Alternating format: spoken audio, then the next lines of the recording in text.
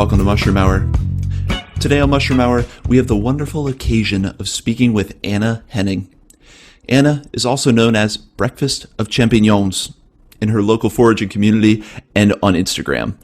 She has been hunting fungi in the woods of central Massachusetts and eastern Connecticut for over 5 years, gathering edible and medicinal mushrooms, along with knowledge and friends along the way. To Anna, mushrooms are so much more than just mushrooms. They are art, sources of inspiration, teachers, and a source of endless fascination from a scientific perspective. She brings a deep respect for the natural world to all of her projects and feels that each one is like a collaboration between herself and nature. As so many mycophiles on social media already know, Anna is a seemingly infinite wellspring of scientific information about fungi.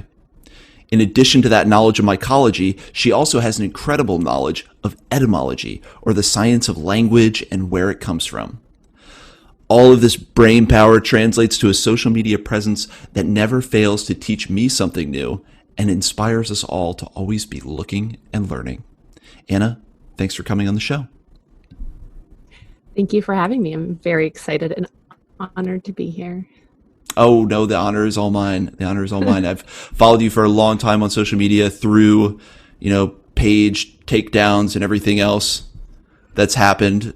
We can get into that or not get into that. I know that was a thing. Anna's presence was huge, and then Instagram took her down, but now she's back. I like to call it Breakfast 1.0, and now we're in Breakfast 2.0.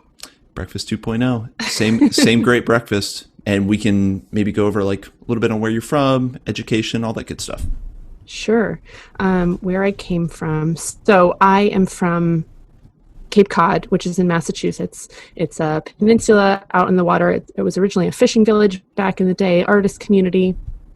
It's a very wild space. It is essentially a sandbar, and it's very, very isolated and very, very rural. Most people know it as a vacation destination, but that's only 3 or 4 months of the year. For the rest of us, it is a very small, quiet community. There's no grocery store in my town, no stoplights, none of that stuff. It's very rural. I had 27 people in my graduating class at my public high school. Wow. Okay. Yeah. So I come from a very, I think, unique background in that sense. And then I also come from a unique background in the sense that my parents are both from Florida, or they came from Florida to here. And my father was a mechanic and a professional motorcycle racer. So I grew up on racetracks around the country and around New England and even sometimes around the world. There was a lot of nature there because we were sort of free ranged. My dad would get on his motorcycle and then be like, "See ya," and we would just sort of like play in the creek and catch crawfish or try to make things out of stuff we found on the ground, and it was very wild. And then back at home, it was also very wild because we didn't have cable and we didn't have a neighborhood of kids. I lived in a big field, and I remember as a child, I didn't know it was a mushroom, but looking back, I know now we have earth stars here on the Cape. They love the sandy soil, and we used to love playing with them and puffing the spores out of them. We had no idea what they were, but that was my very first connection to the world of mushrooms that I later reconnected to in adulthood, like you said, about 5 or 6 years ago. Wow, that's fascinating. And it's interesting that in that dynamic of having your father be a motorcycle racer, that you didn't kind of go that direction where you didn't become like a grease monkey. Maybe you are. Hey, I'm not gonna say you don't know how to turn a wrench. I do know how to fix some stuff. I took shop and metals and all those courses in high school, and I can change my brakes and all that stuff. But honestly, the joke has always been like, I had a dirt bike and I wanted a pony. So you were a tomboy by circumstance, maybe, and not necessarily. Precisely. No, exactly. I have 2 brothers, older and younger. And they, of course, were jazzed. And I grew up. I love to play with fire and blow stuff up and who doesn't? and chop things down. And I definitely have like a anything you can do, I can do better sort of mentality, I think, from that upbringing. Good. And yeah, it's kind of inspired me to be very brave. And I think I think that's one of my best qualities is my bravery, maybe hubris at times. Bravery bordering on hubris. Hey, bravery is something that's incredibly important, especially when we're talking about forging into new topics and new subjects, like some of the stuff we're going to cover today.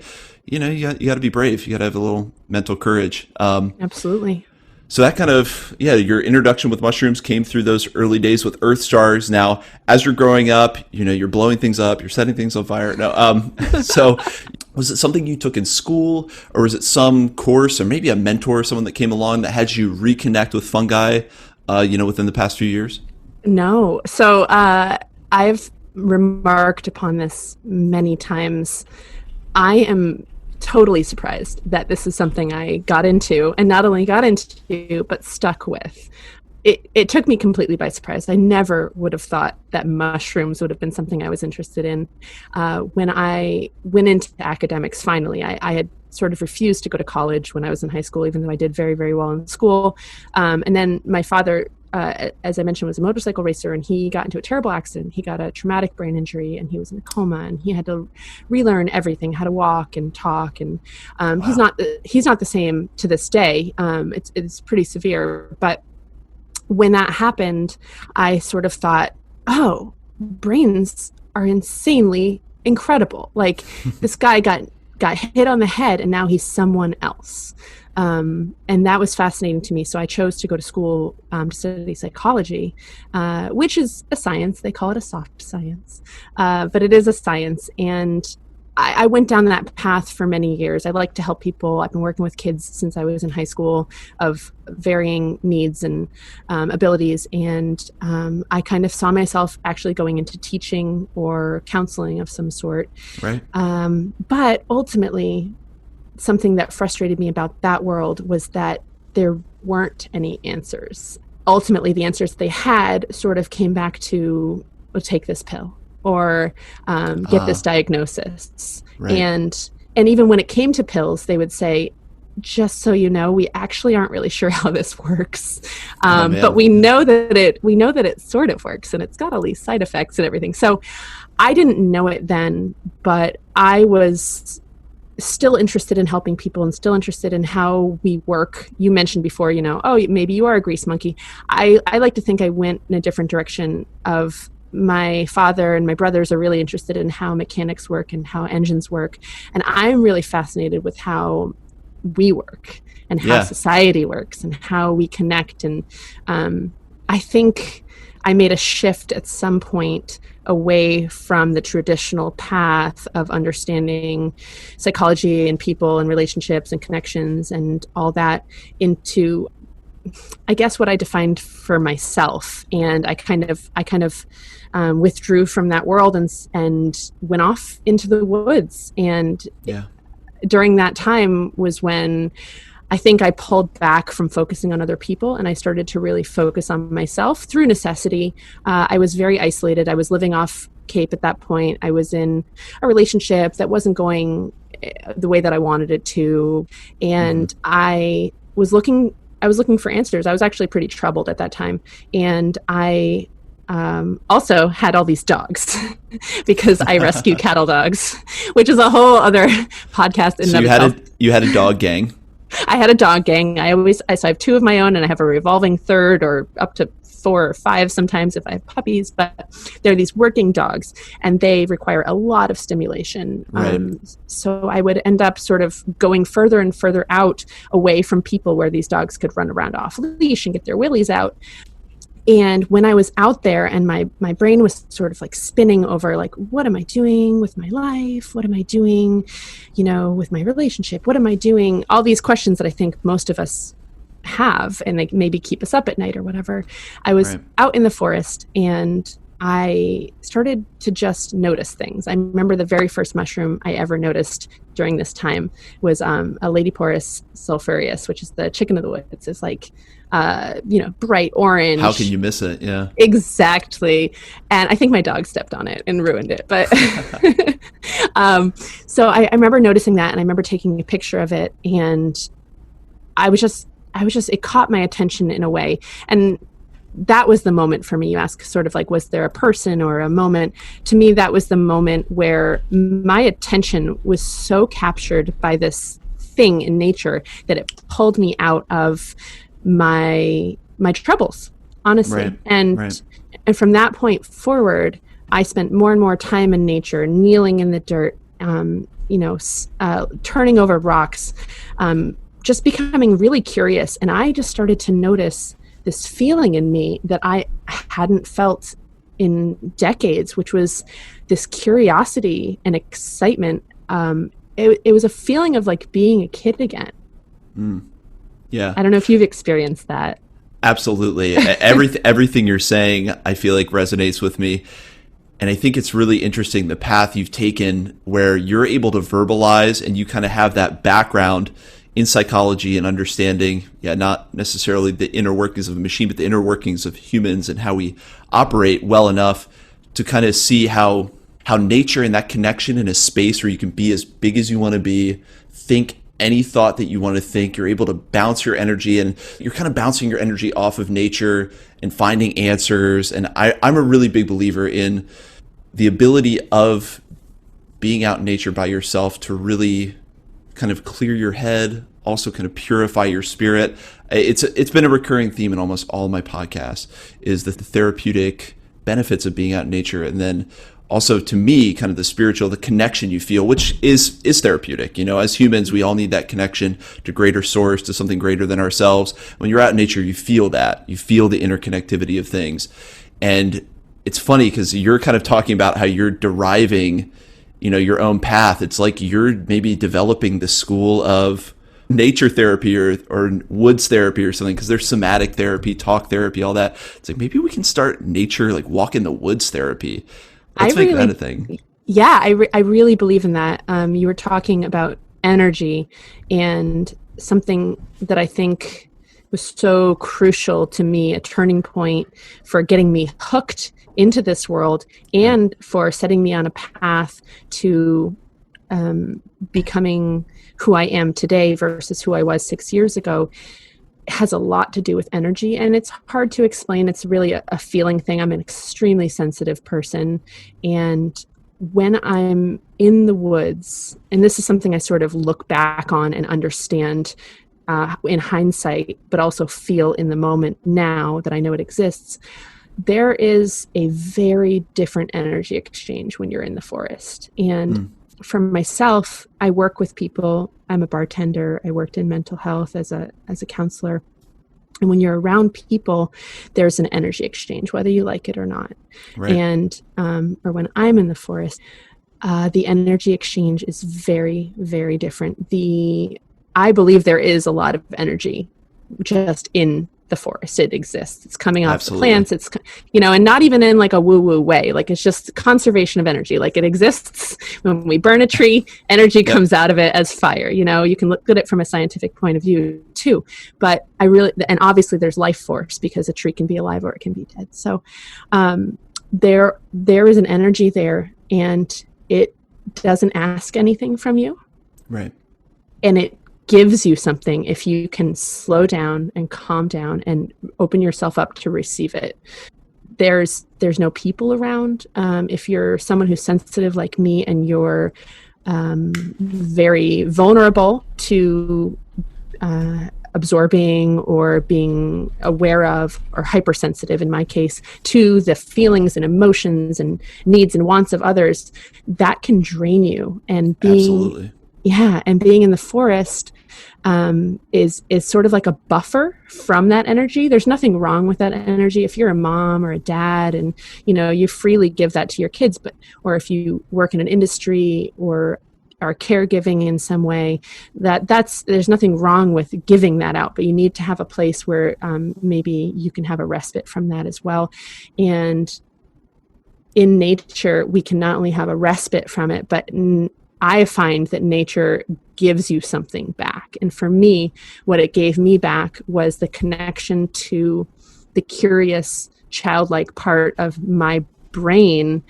And that was the moment that set me on the path to where I am now, which is such a better place. I feel like a completely different person than I was 5 or 6 years ago, to be honest. So not only is it kind of recharging your own vital energy, because I think a lot of people experience that. And I think a lot of people are realizing maybe they're more sensitive than they're taught to think, or they're more sensitive than they had originally thought. And you don't realize how much energy and stuff you're picking up throughout the day.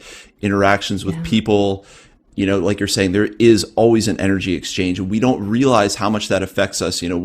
My partner and I always talk about the cords that you put out, the energetic cords you put out when you talk to people, or you get involved with someone, or you get involved in a project. There's like these energetic cords that connect you to that thing. Sometimes unintentionally or otherwise, people take more of your energy than they're giving back. And, it's hard for especially people who are empathic, people that want to help, to realize when they are getting drained and they need to set up a boundary. So it's great to have a place where you can go and kind of relieve yourself of all those energetic commitments, get recharged by something that can receive you completely. Nature is big enough where you are never going to take away everything. There's going to be always enough energy to give back to you and juice you up, and you can be, however big as you want to be in the forest. And it really is that chance to recuperate. But then it's interesting to pair that with it's also giving not only that energy, but giving you something more. And in your case, it's a connection to kingdom fungi, but also plant. I mean, it's giving you a connection to curiosity. And I find a lot of myself in your story, because I used to work in kind of corporate America, had a standard 9-to-5 job, was not connected to nature at all. I mean, I also grew up in a slightly rural environment, not 27 people in my class, but a slightly rural environment. I kind of ran away from that, thinking I need to get into a more urban environment, and that's where things happen, where you make money, all that kind of thing. But you lose this vital connection with nature that I think so many people have lost.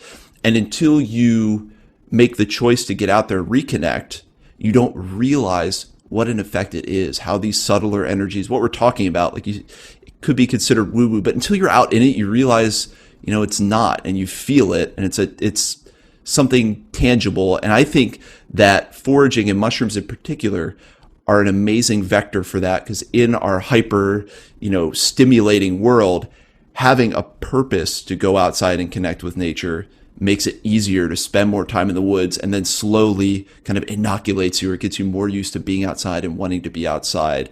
So that's been my experience. And I think this is all really important to cover, because we are in the era of, understanding mental health and understanding how important it is to be able to disconnect from the constant demands. I mean, we're talking about energy of interactions between people. Social media takes your energy. And there's so many things that can plug in and just drain you energetically, that it should probably be mandatory that children and now adults are trained to, you need to go out in the woods 3 hours a week at least. You just need it to be a better human being. I'm all for that. I'm all for that sort of regulation. What a preferred kind of therapy to what you experienced, which was pharmacological therapy, which, I think we've all, or a lot of people have come to realize the limitations of that. I think there are instances where it's effective, but as a holistic kind of therapy that really treats underlying issues and really treats the human being, not the symptoms they're having, I think it doesn't answer those questions. So maybe Anna's nature therapy is really the next step. I am down to do Anna's nature therapy. And I just want to say, when it comes to pharmaceutical interventions, I absolutely believe there's a time and a place for it. And there's absolutely no shame. Not that I think that you're saying that, but I believe there's absolutely no shame in using medication to help you through difficulties. Truthfully, we can get to such a place with our wounding, with whatever's happened to us, with whatever we're dealing with. Truthfully, environmental circumstances can affect our physiological being and our chemistry. So if you're in a situation where it's so dire that you can't get through the day, or you can't imagine continuing on, medication can be super helpful in getting you to a place of homeostasis and stability. So I definitely believe in that. As a whole, when it comes to pharmaceuticals, I really believe that Western medicine is so good at keeping us alive. And I love it for that. If you have a traumatic brain injury and you need to be kept alive with Western medicine, amen. If you are a person who has trauma, for example, which turns out is most people, then taking a pill might make you forget, but it's not going to heal you. And Right. and when I say Western medicine keeps us alive, I truly believe that surviving is not the goal, that thriving is the goal, and being fully alive and fully yourself and as a whole human, where you can access every part of you, even the hurting parts, even the damaged parts, even the parts that you really, really don't want to look at, that to me is being truly alive. And that's where the alternative paths, I think, are so, so important for getting beyond just surviving, for getting beyond just doing what's expected of us. And I think even just doing what's expected of us gets people down sometimes, that they think they need to be more and do more and have more. And when you're in the forest, one of my favorite things about being in the forest as a woman who's getting older and has societal pressures is I forget that I'm something that people want to look at. I forget that I have a body. I forget those expectations. Right. I forget what I look like. And honestly, that is such a huge blessing. It's just to forget that you have a body for a little while, in the sense that there's expectations on people's bodies. Yeah. There's expectations to look away or be away. And when you're in the forest, that all falls away. The expectations are so basic. Be a good person. Don't set a forest fire. Don't leave your garbage on the ground. Don't be destructive. And those are so easy to fulfill. And then beyond that, you can show up however you want to show up. Like you said, as big as you want to be or as small as you want to be. You can just show up. And I heard you mention earlier being alone in nature. And I think that's really key. And yeah. I know there's a lot of folks who feel afraid about being alone in nature, but I saw some statistics recently that I can't quote off the top of my head, but it was about how much safer women are in the forest alone than they are. I think it may have been our mutual friend Lindley. Yeah. I think made a post about that, about being safer in the forest. We love you, Lindley. That's her. Yeah. And as you're talking about that, it makes me think of when you're out in nature by yourself for a few hours, you kind of weave into that greater tapestry of the consciousness of the whole forest.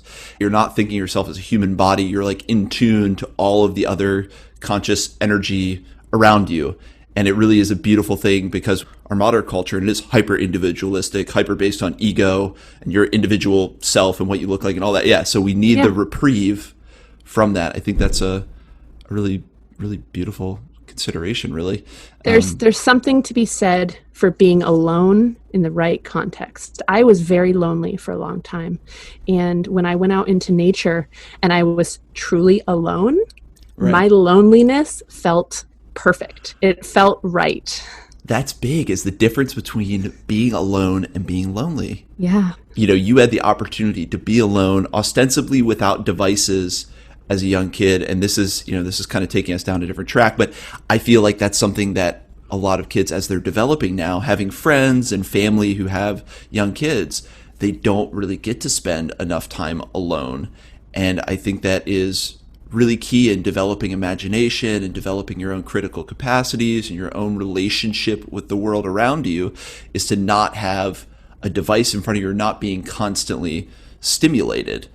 So you get comfortable with being alone. Exactly. So without realizing it, you're talking a little bit about attachment theory, which is this concept that gets solidified very, very early in childhood. If you imagine your parental figure as this sort of central pillar, and the child can hopefully be secure. That's the main category. Secure attachment is, that your parent is there and you can go and you can come and they're always going to be there and you'll be safe. And if you need them, they'll be there. And that is the ideal. That's the interior state that we all want to be in, is having this secure attachment and feeling safe. That is the definition of safety. And that's where we get our idea of safety. Now, for most of us, we didn't grow up with a secure attachment style. We might have grown up with an avoidant attachment style, or we might have grown up with a anxious attachment style. That's the one I have. I'm working through it. And that is, when that sense of safety isn't there, or it's unpredictable, or sometimes, like I said, sometimes it's there, sometimes it's not. And so that informs your outlook of the entire world, and it informs your sense of self in the world. And I view going out in nature as reparenting yourself. So, Wow. we can't revisit our childhood. We can't, as much as we want to hold grudges against our parents or whatever, it turns out we're their age now. And they were just Doing the best they could. tall children doing the best that they could. And now we are tall children doing the best that we can. And that can give us a lot of compassion for them. So we can let that go and forgive them. But at the same time, we all are tall children. We still have this child inside of us that needs attention and needs to be seen and needs to be heard and needs to be treated in a way that's going to make them feel safe. And that is something we can absolutely do for ourselves. And that is something that nature can help us do. We can go there and be alone and not be activated by our interactions with other people, not be activated by, like you said, the expectations of society. We can sort of take all that off and be sort of psychologically or emotionally naked out there and be totally safe, because the trees aren't going to judge us and the salamanders aren't going to take advantage of us. And it's just such an amazing testing ground for going out there and getting used to feeling your feelings and talking to yourself and telling yourself you're safe and being curious and asking questions about, is the world really the way that I think it is? Maybe it's not. And that's where it all starts. Maybe it's not. Maybe it's not what I think it is.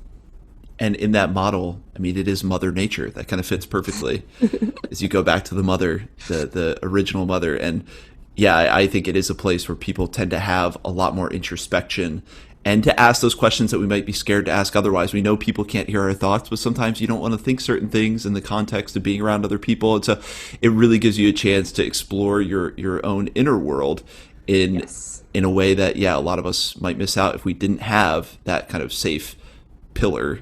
And that can show up in a lot of ways, like you're saying, whether it's just a parent that wasn't there a lot because they were working, whatever the case may be.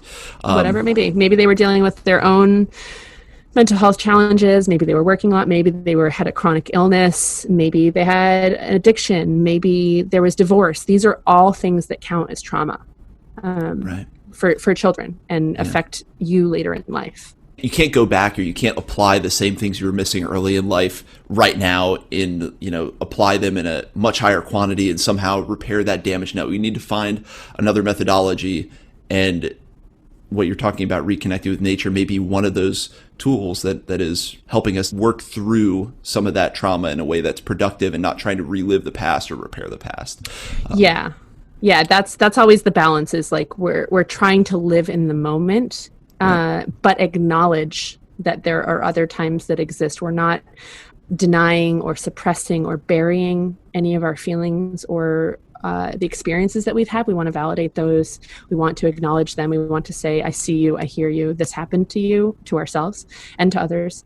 And that's where grounding really comes in. Grounding is a technique of helping you really be in the here and now and in the present and in your body. And that's, again, a thing that nature can help you do, because it involves accessing your senses: touch, feel, smell, sight, sound, all those things. And being in nature, I mean, we keep kind of talking about the corporate world and everything and society, and there's really a lot of no touching, and especially now. No, don't touch that. There's a lot of rules, and there's a lot of societal rules and expectations. And just to keep hammering this home, in nature, there's no rules. It's wild. And there's a part of us that is still wild. And technically it's called the amygdala. It's the lizard part of our brain. We have these portions of our brain that are associated with our very prehistoric selves. Right. And those are the parts that get activated when we are feeling emotional or afraid or scared, because they help us survive. And we would not be here as a species if it wasn't for them. So we can be super grateful for them. But at the same time, we have our higher brains, which we can thank for things like language and connecting and cars and the stock market, if you're into that, and inventions and all those things that make us uniquely human. And that's where our rational thinking comes in. And when we ground, we are sort of integrating all of those things together. Yeah, and you can touch a tree and you can really be in your body in that moment, connecting to that thing, or you can smell cottonwood bud, or you can, get down on the ground and and like I'm sure you've done, like lay in the wet leaves and just sort of like try to see underneath a mushroom. And like, I dare you to get lost in your woes while you're doing that. Like it's impossible. Your brain cannot do both things at once, and that can break the physiological processes that are happening, the actual like scientific physiological processes of stress and adrenaline and living in that lizard part of our brains that's just trying to survive. And it can take us out of that and into this beautiful place of calmness and chemical reactions that can then affect the rest of our day. And if that day goes well, then the next day and that week and that month and our relationships and our jobs and our families. I love thinking of it as integrating all those parts in the brain, and maybe by being in the moment and being in this tactile sensory area of the forest, maybe you do get to kind of access the amygdala or the lizard brain in a way that isn't because of imminent death or imminent fear, but you're able to kind of dive in there and then bring some of that up to, thinking about what you're touching. You said it better, but you're kind of integrating all these different areas of your brain through that experience. So here's the thing. We don't even know what's happening. That's exactly. And so two things on that. One, sometimes interventions can seem so simple that they seem stupid, like just absolutely stupid. I've been in therapy before where my therapist was like, I want you to try this. And I literally rolled my eyes and was like, fine, I'll do it. But it sounds stupid. And then it was really, really impactful, because it turns out we do shape so much of reality with our thoughts, and thoughts seem really simple and we take them for granted and we often don't even know they're happening. And that's where the automatic unconscious comes in. And then two is we were foragers once upon a time. Our ancestors were foragers. They were hunter-gatherers. The people who survived were those people who could recognize little tiny details, who were really good at checking out differences in colors, or could tell when a fruit was about to ripen, or could tell the difference between this and that. I mean, I'm talking minute details. Our brains, once upon a time, were absolutely so tuned in to the rhythms of nature, minute differences and detail, not to mention looking for danger. You're absolutely going to, there's evidence that suggests today that people with ADHD, it's like an evolutionary advantage. As a matter of fact, they're noticing everything. Those people are going to notice everything faster than everybody else. So it's a lot about context. And you talk about corporate culture and what's acceptable, and even in the school systems these days, certain kids are made to feel bad about who they are, but it's about the context and not about who they are. And when we go out into the wilderness, suddenly those components of ourselves make sense. And for example, I work with a condition in myself called hypervigilance. So I'm very, very aware of small changes in environment and in people's behavior, because that helped me stay safe when I was a child, helped me predict when maybe a caregiver was going to have a real bad day or a real bad week, and I could sort of prepare myself, gave me a sense of safety and control. Well, I can't make that go away. I can't just suppress that. Believe me, I've tried. It doesn't work. You don't want to take a drug to try to suppress that. Yeah. You don't want to take a drug. You don't want to drink. You don't want to, it'll work for a time, but it exists and it won't go away, because what it is it's a need. And imagine a child who's needy in some way. They're hungry or they're thirsty. You can ignore them. You can tell them to be quiet. You can tell them to do something else, but that need won't go away. And when we do that to ourselves with drugs or alcohol or cell phones or social media or whatever it is that we're using to sort of like suppress that need, we are denying ourselves. So when I went out in nature and I was feeding this need that I had to be hypervigilant and to notice details and to look for things, it fed that need. And I no longer needed so badly to pay attention to the details in other people's lives or their behavior, because I was feeding that need. You were paying attention to the details of mushrooms and the forest. And that's a really important conversation to just think about. The natural context for most of human history has been humans out in nature. Mm-hmm. So all the development, all the idiosyncrasies, the perceived neuroses, all these things, when you place someone out in nature, which is the natural, which is their environment that all these things developed in, it all makes sense. That's super insightful, and I've never thought of it that way before. We've been in society for a hot minute. Like Yeah. like a flicker, like the Industrial Revolution was yesterday. It's been like 1 minute on the clock, whatever, it's like 11:59 to where we are now on the like big maybe clock 20 of human seconds. history. Yeah. Yeah. Exactly. Right. So we it's not a cop out to say we weren't designed for this world. And the best thing we can do is to honor ourselves and have compassion for ourselves, even in our most messed up places. When we have addiction in our lives, is not to judge ourselves and be harsh and say, well, I shouldn't be that way. We should look at it and go, what am I trying to do for myself with this addiction? What need am I trying to fulfill? You mentioned Gabor Mate before we started talking. That's something that he talks about with regard to addiction. He brings a very just deeply humbling, compassionate attitude to the idea of addiction and to dysfunctional behavior in general and to trauma, right. Which is that we truly, truly can heal ourselves. But what it requires first is that we acknowledge ourselves and have compassion and give ourselves grace. The message that I do want to get to people is the temptation to judge yourself and to be hard on yourself and to beat yourself up for the way that you are is sucking so much energy. And we are afraid to give in to the way that we are because it's scary and bad. But truly, I don't think most people are bad or scary. And we're all, like I said, just tall children. And we can have so much compassion if we think about ourselves that way. That self-love is so important if you're going to project love outward into the world. And yeah, I think that nature is that perfect arena to inculcate that in us. It's clear that we could probably have a whole podcast series with Anna talking about psychology and trauma and nature being a tool to work with that. People shouldn't judge themselves for the anxiety they feel or the trauma they've experienced, or it's so important not to judge yourself for it. And then also see just something as simple as getting out in the woods by yourself as being a really effective tool in dealing with that. There's so many layers. And what came up for me when you were talking just now is the dichotomy between wilderness, nature, because that's what nature represents to me as wild, and right. Control. And you said you can't love other people if you don't love yourself. And that's very, very true.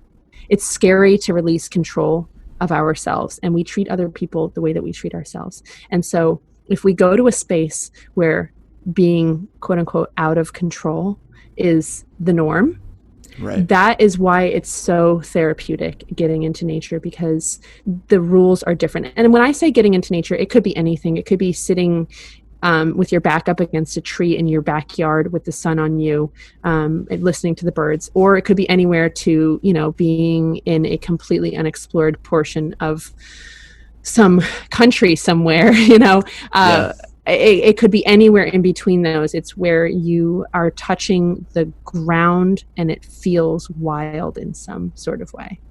Feet touching the earth. For me, feet touching the earth is a big part of getting the therapeutic effects. And people who have, gone out into nature and done grounding and all the things we're talking about, once you do it and embody it, it becomes part of your practice, and you wonder how you ever got by without it. So for anyone who's listening who thinks like, it's like, just go out and do it. You'll see the effects, and then you'll be preaching to us. It goes back to what I said about my experience with therapy and my therapist going, try this, and me rolling my eyes and go, ugh. Like, I did it.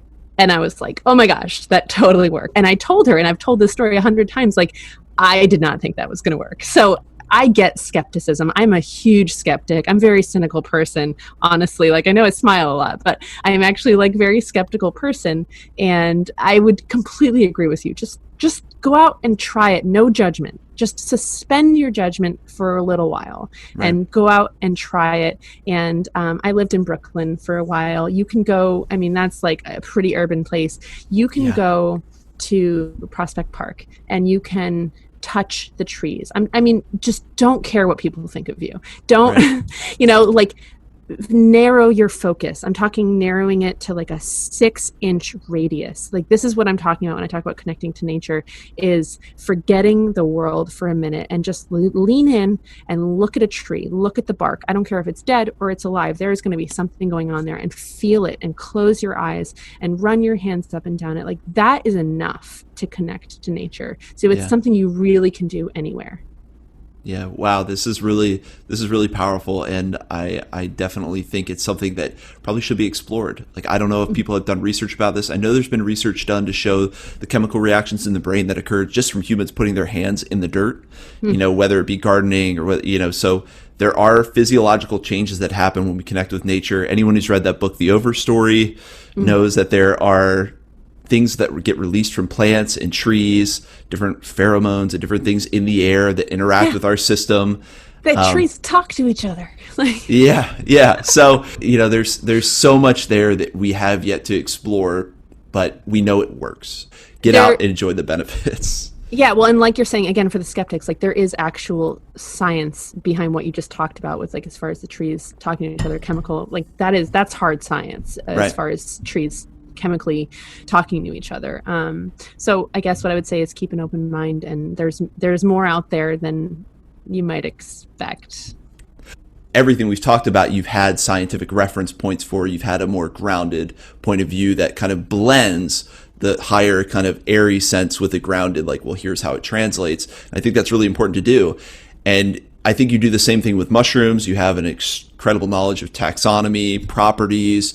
I mean, all of the scientific aspect of identifying and understanding mushrooms. But then you also have kind of a playful, more airy nature with their personalities, and I guess, where does some of that grounded scientific background come from? I know you studied psychology, but as you explore mushrooms and as you explore nature, were there people, groups, things that got you to a place where you really had that foundational knowledge that now you're able to bring to bear kind of effortlessly? Oh, 100%. I have been influenced from the start. When I started posting pictures of mushrooms on Instagram, I literally did it with the mentality of dance like no one's watching. I did not think anyone would give a fudge. Right. Like, I had one of those like personal Instagram accounts for years where I posted pictures of, date nights and my dinner and my pets and my vacations and all that stuff and selfies. I, for personal reasons, decided to distance myself from that. And I kind of was just like, well, screw it. Like, here's a place that I can put all my mushroom pics. So didn't think anyone would care. What that led me to was so many important people who I got to connect with online and now in real life, which is the best part of everything for me. But so as far as people who inspire me, the absolute first person who ever inspired me and continues to inspire me to this day is Rachel Zoller, who is Yellow Eleanor. Just when you talk about, she and I are different in the sense that she's calmer than I am. We've connected a lot, and she honestly has been a great mentor to me since the beginning. Started gaining a little bit of attention here and there, and she would just sort of come in the background and give really kind advice. She has the same sort of vibe to her of being really curious. She's a natural born teacher, and she thinks a lot before she speaks. And that's something that I've tried to integrate into my world. I really, really, really admire Rachel, and have had the privilege of spending time with her in person. Can't recommend it enough. If you can go to one of her classes or her workshops, please do. I know that right now she's talking about offering online workshops as well, something to look into. So anyway, so there's Rachel, and then there's Leah Bendlin, who's on Instagram as Leah Mycelia, who is another super humble, but like the incredibly knowledgeable person who was very helpful to me when I was getting started, and still blows my mind with the depth of her knowledge. There's Tug Deleuze, Two Gnomes. I highly recommend to anyone, if they ever get a chance to spend time with Tug in person. He has a Google inside of his head. So he does this thing in person where he snaps his fingers a couple times, and by the third or fourth time, like, he has all the information that you're going to need on a mushroom. Like, you don't even have to, like, sometimes I want to be like, Tug, can you give the rest of us time to figure out what this is? Can we pretend like we're discovering something new here? That we shouldn't just ask you everything. He's really amazing, and he's got a great sense of humor. And then Craig Trester, who is a mutual friend of ours, NYC in New York City, who teaches just an astonishing array of classes. I did a podcast with Craig. It was like you're playing ping pong, but there's like a machine shooting ping pong balls at you, and you're just like trying to keep up for the life of you, both with the pace of it and just the density of information. So yeah, I've had a little bit of the Craig experience. And then you're just in awe as well. And also just, again, like the nicest person, just so sweet. Well, what's interesting though is he's again someone who I believe was just within the past like 5-6 years that he really dove into the world of like the soil web and mycology and everything he talks about. You're the same way. It's just the past few years. I know Tug's been more like 12 years. I think Rachel's probably for a little bit longer too, but it's just that idea that once you commit yourself to this path, it seems like people dive so deep where they suddenly have this intimate knowledge of it. I'm really impressed by it and wonder if it's unique to mushrooms that inspires this kind of passion in people. I want to say, so I met another person named Nova Patch, who is obsessed with lichen.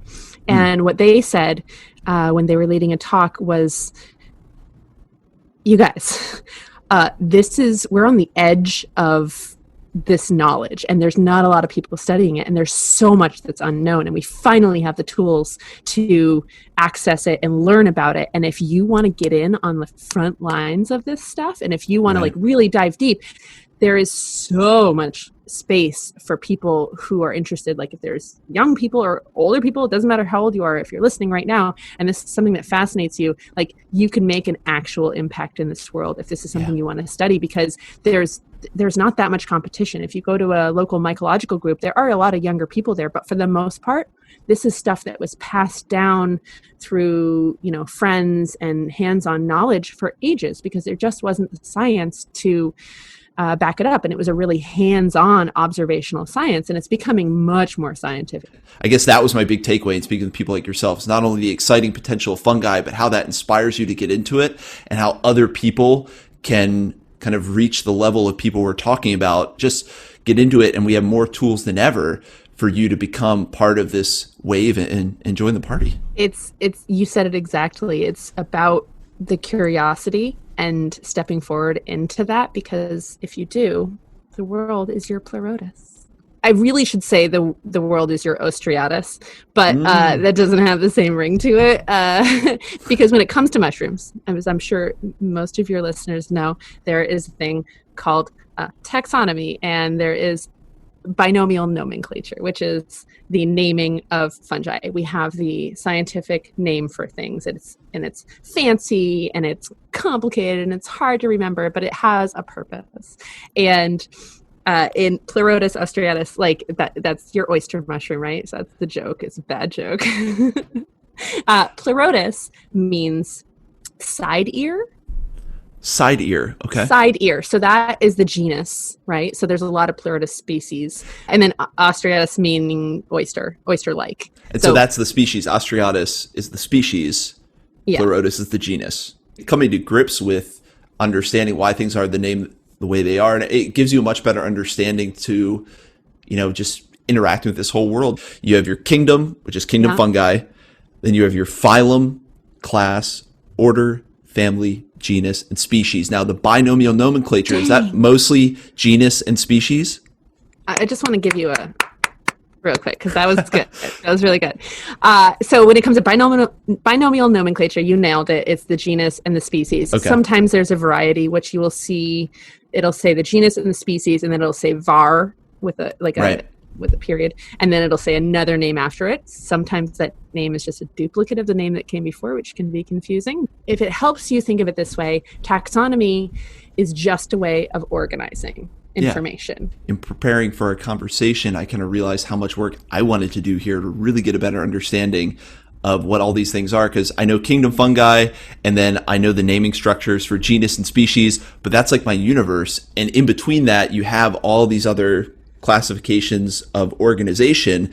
And I know that Basidiomycete is the one that actually makes the fruiting bodies that we all love as mushrooms. Where does that fall into our little chain there? Is that the phylum, the class? So let's do an example, because I like to be 100% transparent all the time. I'm not Tug. I don't know all this stuff off the top of my head. There's absolutely nothing wrong with going to your books. There's absolutely nothing wrong with going to the internet. To me, knowing how to use knowledge is as much or even more important than having the knowledge, because we do live in a world where we have the knowledge available to us, and just not everybody has the ability to memorize things. So let's do Amanita muscaria. Let's do that one. You mentioned Basidiomycota. That would be the phylum. Okay. So the kingdom, as we know, is fungi, or as some people, like my folks over at New Moon Mycology Summit, call it the queendom, the fungal queendom, because why not? I like it. Yeah, why not? So the phylum is the Basidiomycota. You have Ascomycota. You've got some other options there. There's a lot. Let's just put it that way. There's a lot. Yeah, fungi is a huge universe aside from just the mushroom fruit bodies we know. We have mushrooms, fungi living in our stomach, yeast, all that stuff. But yeah, so then Basidiomycota, where you make that divergence between fruit bodies and non-fruit bodies, happens at phylum. Mm-hmm. Okay, and then you have some of these other ones, class, order, family. Class, order, family. So this is where it just keeps getting more specific. And honestly, It would be beyond most people to know this information. Like, it'd be a very like beautiful mindy type thing of just like, you'd have to have like a very encyclopedic knowledge.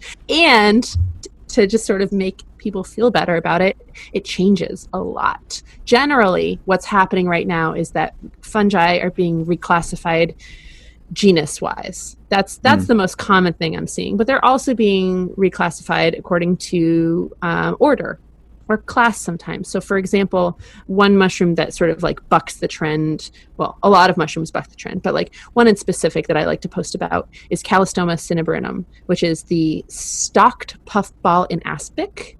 It's also known as hot lips. Oh, which I find really offensive. And also, for those who don't know, I think aspic is like a European thing. It's like jelly. It's like jello. So picture like at full maturity, it is a red globe is the fruit body. It's on this stalk that looks like it's covered in cooked spaghetti squash. Picture maybe like an eyeball that's ripped out of someone's head, but it's red. Oh, okay. And then at the top of the globe of the fruit body is this little it's called a stoma, which is Greek for mouth, which is where it gets its common name, hot lips. And it's red, and it's this opening. And if you were to squeeze the globe of this fungus, white just looks like baby powder comes out. It's all the spores. It's incredible. It's beautiful. Wow. And around the base of this mushroom is what looks like pomegranate seeds, which are the outer coating of the fungus, because when it's small, like it rises up out of the ground out of a gelatinous goo. It's very cool. Gnarly. It's one of my favorite mushrooms. Truly alien. You find those where you are. Yes, they're very common. They like to grow on mossy banks of like pathways. They really like that. They're pretty common where I live, and they can grow in groups. And they come out of the ground. They emerge out of the ground, and they ultimately get a few inches up off the ground. And the way they're designed is that if rain hits them, the impact of the rain, or maybe a fox running by or something like that, is going to push the spores out, and they're going to go on the wind. And the whole reason it's on a stalk up off the ground in the first place is to give it more lift. So the closer it is to the ground, the less far the spores are going to travel. It's really fascinating. Now, why is this one jumping around? Have evolved. Why is this one jumping around in terms of the naming structure? And then we can get into how do they pick these names? Why would they call when they're deciding genus and species, what properties are they looking at in the mushroom to figure out where it fits? So to answer that, you're going to have to ask me to explain how white guys 200 years ago thought, which I'm not so good at, but I will do my best. I will do my best to put myself in someone else's shoes. To put your 200-year-old white guy shoes? So without like a lot of cynicism. So this fungi, the reason I mentioned this one, fungus, gosh, I always do that. That's my bad. That's like my thing that I do. I say fungi when I mean fungus. So that's why I say mushroom sometimes instead. It's just easier. Anyways, this mushroom, you would look at it and you would think it was gasteroid. Gasteroid meaning gastric, right? Or gastropub. Those are all words that you might recognize as having to do with food. Why? Because stomach. Gastro is, I don't know if it's Greek or Latin at this moment, for stomach.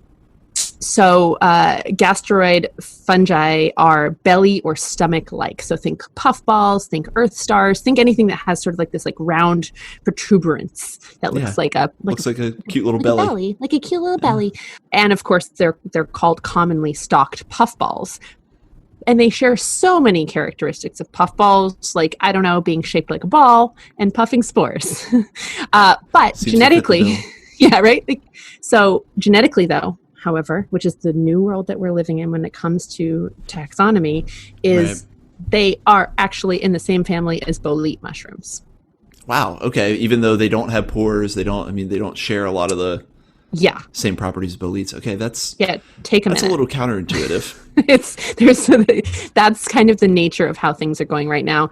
And there's already a feeling in the mushroom community, depending on where you're at, of people sort of feeling a little resentful about scientific names. So if you go on a Facebook page, which I don't for my mental health, but if you're going on a Facebook page having to do with mushrooms, there's just going to be a group of people who are like poo-pooing scientific names. They don't understand it. They just want to use the common names for everything.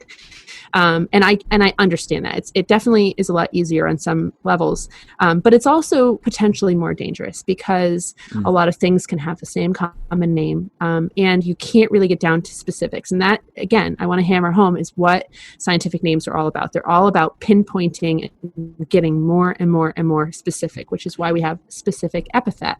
It's always more useful for me to have a framework of dealing with something as vast as the kingdom fungi. I'm never going to memorize every single, even the common names, I'm not going to memorize. So it's helpful to have a framework of understanding kind of derivatives, how the nomenclature works, why certain words are derived, to have a better sense of dealing with, unknown mushrooms or new, or just having a basis for even hearing a scientific name and knowing where it might fall in your head in the grand scale of mushrooms. So I'm a big believer in frameworks, and that's why this is so fascinating to me. So to me, it would seem more intuitive to name things based on physical characteristics. How do you pick the physical characteristics? What's important? Yeah. So mushroom taxonomy has gone like this. Originally, they just looked at it with their naked eyes and they said, wow, these ones have gills.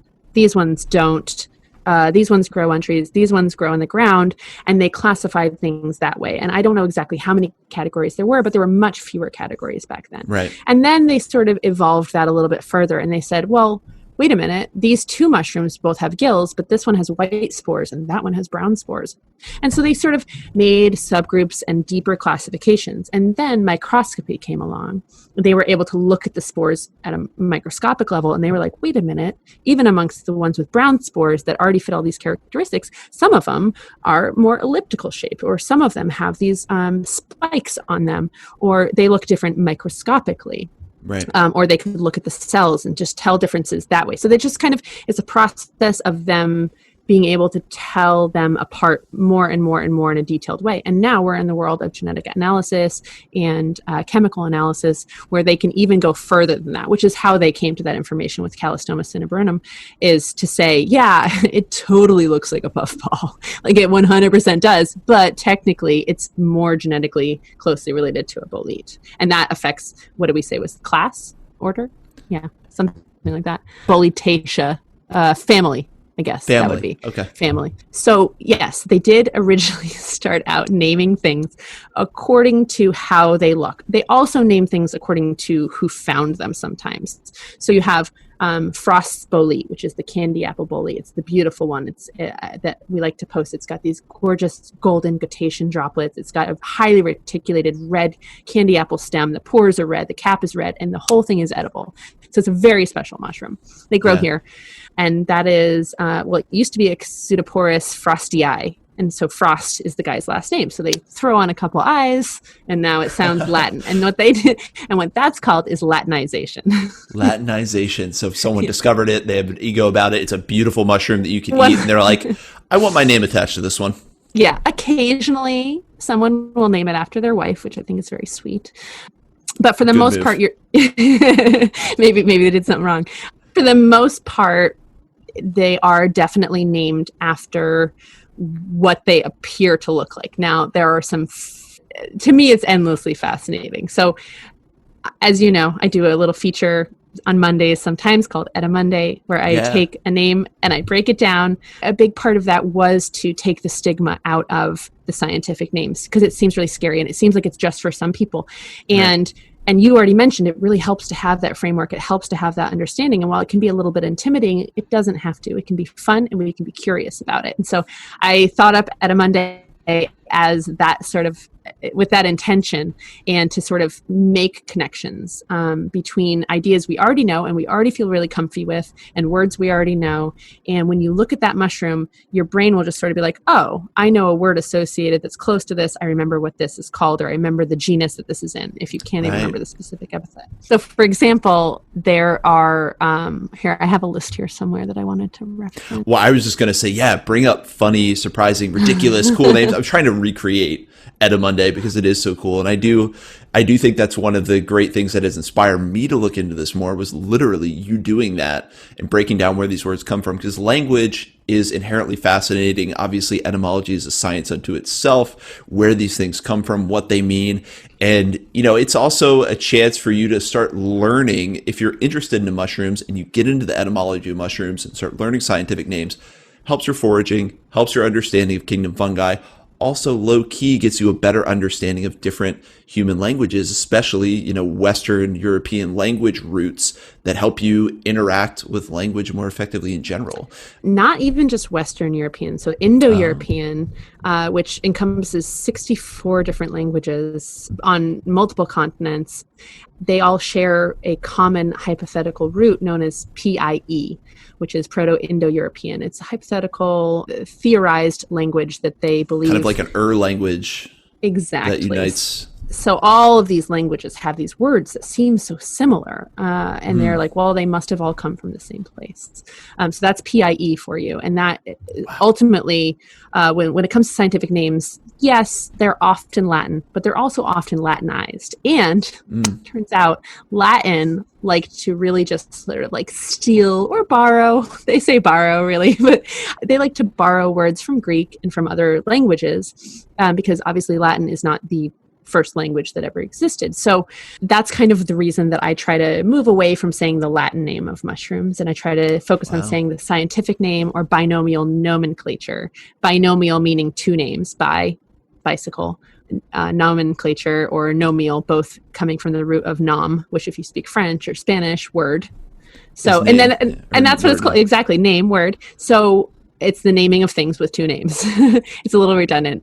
Also, I think another benefit of learning about etymology is it cuts down the divides between us. Like it makes the world so much smaller, because it turns out we all speak different languages, but we can recognize roots of words in another language. Like, oh, that's our word. Like I get that. I know. You have more in common because of that, and it just sort of like breaks down the us and them factor a little bit. Yeah, and it's another example where frameworks are so effective in just grappling with, what is a huge universe of all these different languages. If you can get to the heart framework. Now, this PIE you're referencing, does that kind of predate Latin, predate Greek? Is it the uniter of all those theoretically? Yes, absolutely. Wow. It is I think it's something like theorized at like 10,000 BC would be the origin of PIE. So like parallel to that's before hieroglyphs. So, we're talking ancient. Yeah.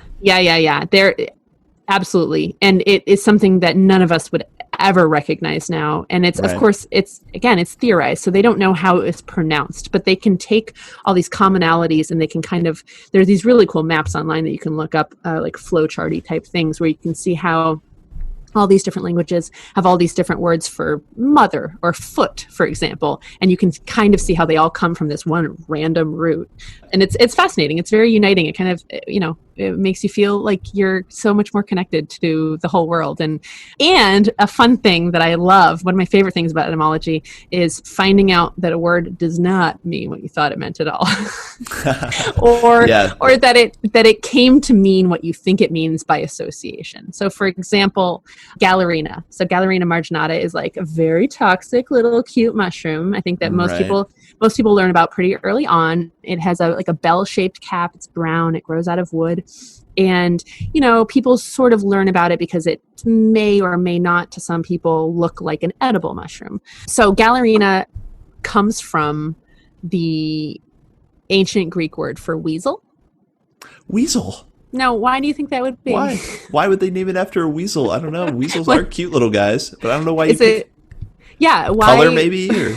Right, you might think like, oh, it's brown. Okay, it's a weasel. But no, so it's what mischievous. It'll kill you. There were helmets that the ancient Greek used to wear made out of weasel skin, weasel hide.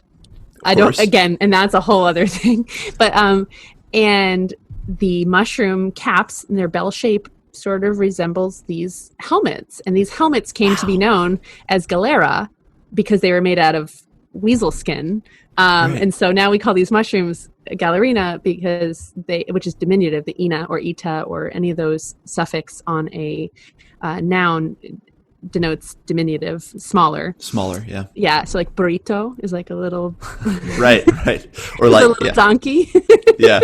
So that's just like a really simple, from here to there explanation of it. But it's just to me. So it's funny to me because people can be very precious about language and they can associate language so deeply with identity and again, create an us and them. We speak English here, but it's like, where did English come from? And how many of the words that we think are ours have only existed for a very short period of time. And they, we can't get too attached to ideas because they change over time and they're alive. And it's a really beautiful thing. And it's fascinating. And to me, this is like a little way of learning about how it's okay for things to change and it's okay for things to evolve and how everything is really connected. It definitely gets back to connection. It totally fits with your background in understanding how humans work, how our culture works, to have a natural fascination with the language that we use to communicate, and then blending that with your fascination with the natural world to bring it back, to apply it to the natural world and see where these words come from, whether it be weasel helmets or something else. I mean, it's something that you're kind of uniquely in a great place to explore. And I'm really glad you brought this forward because I think it has, it's something I talk with a lot of other mushroom people about. It gets us all interested and gets us all inspired in language. So it's a fun connection between the natural world and the human world and really deeply exploring that connection and thereby exploring some greater connections outside of that. Yeah, it takes the fear factor and the intimidation out of it for me. Like, do you want to hear a funny one? Yes, I want to hear funny ones, ridiculous ones. That was my next. I want to hear about all the funny mushroom names like, hot lips, weasel helmet. No, we're just at the start. Like, we need to really get into some funny ones. So stinkhorns, I have a special place in my heart for stinkhorns, and the genus name for a lot of stinkhorns is Phallus. Do we all know what? I think we all know what Phallus is, and I think when you see a stinkhorn, you're like, oh yeah, it makes total sense. Yeah, you're like, oh, I get it. So, Phallus impudicus is one of the stinkhorns that we commonly see. It's actually quite beautiful if you're into that sort of thing, which I am. Flies also think it's beautiful. So if I were to just translate Phallus impudicus just simply for you, it would be shameful swelling. Ah, Phallus impudicus. Shameful swelling. So, no, that goes against my whole no judgment vibe. Well, I think it's some slang I'm going to start using out in the world. Oh, I absolutely love the idea of insulting people by using Latin. Like, I just think it's the best. So if you think about it again, to connect these ideas and get them cemented in your brain, we know what it means to be impudent. Right? Yeah. Like you're being kind of like disrespectful or rude. And we know that phallus is associated with penises these days, but originally the original meaning of it was a swelling, so you can see how at which, we understand the association there with the body part, but you can see how a word that was associated with an action becomes associated with a noun. Or vice versa. That happens a lot with etymology. Is you can take a word and it can just mean something completely different based on the association that you have with it. Another one of my favorite etymondays that I ever did was with Scleroderma septentrionale, which is an earth ball scleroderma, sclero meaning hard, derma meaning skin. So they're like the poison skin puffball is a scleroderma. Or this one in particular grows on Cape Cod, and it's very yellow, and it has this very tall stalk because, again, it has to push up through the dunes and get as high as it can so that when it releases its spores, they will travel as far as they can. And this etymonde took me a really long time because septentrionale is like, what does that mean? Sept meaning seven, tentrionale having to do with oxen. So 7 oxen. So I'm like, well, Okay. so sometimes you're doing these, I'm researching these and I'm like, okay. Or maybe So like where someone used something made out of oxen or something that traces back to it or something. Well, exactly. So it could be that. So that's kind of the challenge when you're doing these things is that you come to a definition and you have to go, well, if I dig deeper, will I find out more? And so with this particular Etymonde, I dug deeper and I found out that this is based off of a set of stars. It's not quite a constellation. It's a small group of stars that resembles oxen. So seven oxen. But what that meant is these oxen turn around the this constellation that looks like oxen turn around the North Star. So they do this turning action. The actual root of septentrionale is to turn or to thresh. What this signifies is that they turn around the North Star. So septentrionale has come to mean northern. Oh wow! So they took this astronomical sign, astronomical sign, turning around the North Star, and that translates into, okay, now this word means north. Exactly. They pulled 7 oxen into north. That's so they took so many layers of meaning. Other countries call the asterism, which is a small group of stars that's not a constellation. Asterism. I think we call it the Big Dipper, and I think the UK calls it the plow, and then other cultures call it some like the wheelbarrow or whatever, the Great Wagon. And a wagon is towed by oxen. So there's just all these connections and all these associations.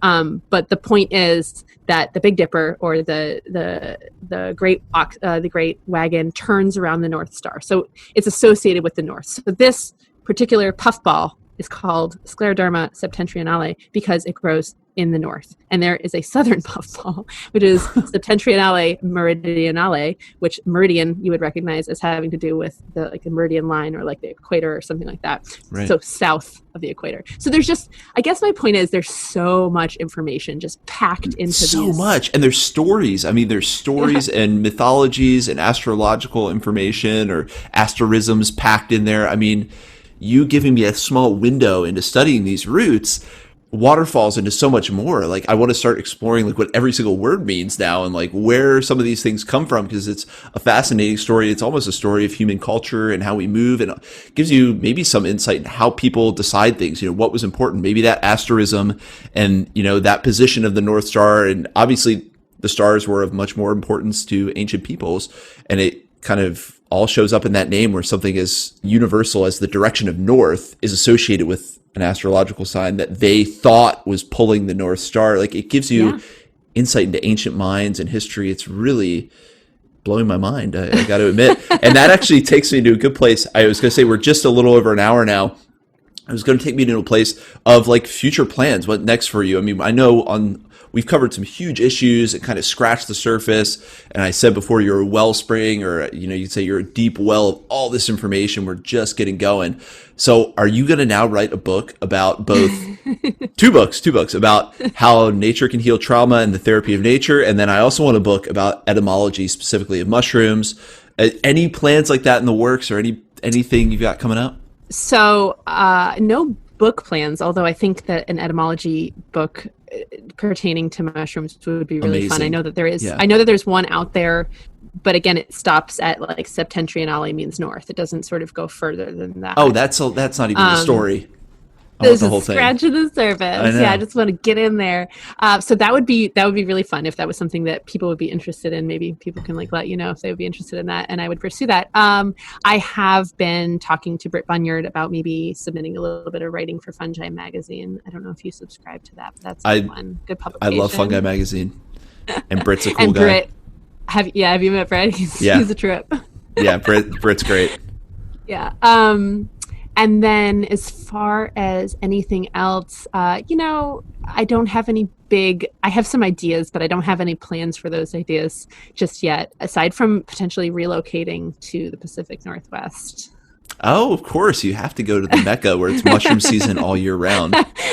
I feel like that is the next step in my mushroom journey. Once I do that, just spending as much time as I can with mushroom people in real life and learning from them, because as you said before, we are on the horizon, and there is more to be learned from individuals right now, I think, than there is to be from books and internet, which is a weird place to be.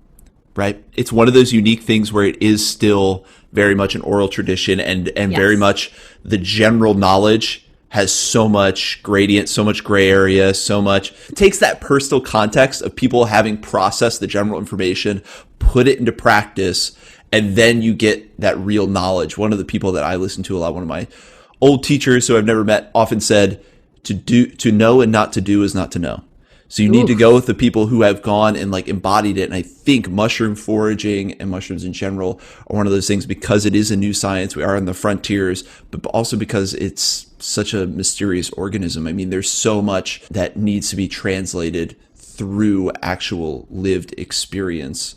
And personality wise, I think a lot of people learn better going out with other people and forging friendships and bonds that kind of commit things to memory more readily than going through a big book.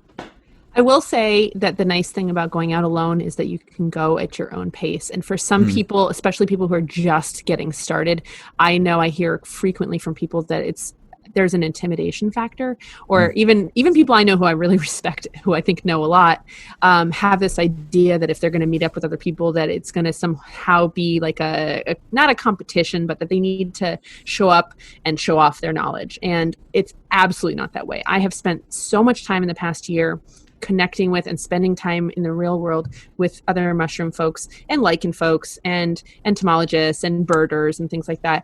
And we actually spend very little time trading knowledge, because there's just no point. Like, we'll go out and we'll be fascinated. And when we're out in the forest with super knowledgeable people, they're doing exactly the same thing that a newbie is doing.